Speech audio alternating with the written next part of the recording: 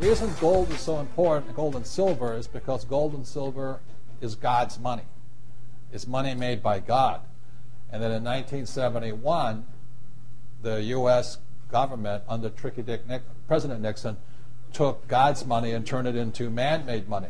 Never in the history of the world, this is the thing, never in the history of the world has this ever happened. In 1971, the U.S. and Nixon convinced the entire world to replace gold and silver with paper money. This stuff. Cash is trash.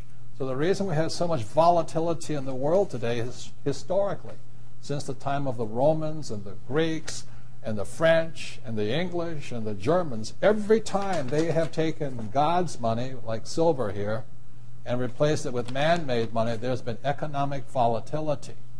Now the problem is, so the dollar is going to keep dropping. So one of the reasons I can predict what's going to happen is I can predict the dollar will keep dropping simply because the U.S. government and now the euro, the European central banks, are printing so much of this trash. So you'll see gold going up in price, oil going up in price, real estate going up in price, because this is trash. So that's what happened in 1971. It's happened throughout history. And the reason this current election doesn't make any difference is the only person they can put this back in place is a strong, charismatic leader. People like Julius Caesar, Napoleon. That's why they were such great leaders, was they actually replaced this with this. Unfortunately, we do not have that person among the candidates. I know Ron Paul, philosophically, I agree with him as closely as possible, but unfortunately I don't think Ron Paul has the chutzpah, as my Jewish friends would say, to change this whole thing. So there will be more this printed than ever before, which means the dollar keeps coming down and other things keep going up. And that's really what's going to happen. It's predictable. And eventually this will go to its true worth, zero.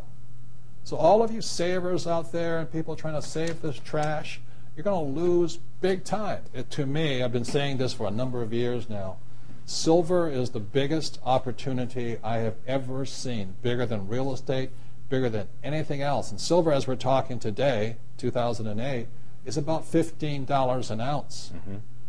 There's less than 10-year supply worth of silver on planet Earth. The difference between gold and silver is gold is hoarded, silver is consumed. Silver is an industrial precious metal. It is used in cell phones, telephones, computers, electric lights, everywhere. The more information age we become, the more we use silver. And what Michael is saying is that stockpile is at all-time lows, and they're not discovering much more. Poland has about 25% of the world's silver, so you can buy real estate in Poland. But anyway.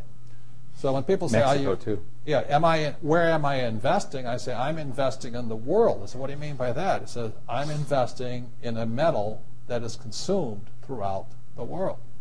So I buy a little gold, but I've been buying silver. Kim and I have been buying silver since it was about $4 an ounce. And we stockpile it, we buy ETFs, we buy anything we can in that stuff. And then, it was, what, $7? Then all of a sudden now it's 15, and we're just watching it.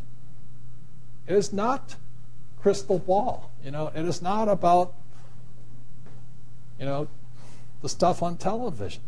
It is pure supply, demand, economics, fundamentals. As I said, there's 2 billion people wanting the Western lifestyle. 2 billion people wanting cell phones, computers, electricity, lights. All of this stuff. So I look at it as $15 an ounce. I think I'll wait. Well, I remember when it was $3 and $3.50, then $3.70, then $4, and then I said, yep. The bottom had been hit. The thing is trending up, and it just keeps going.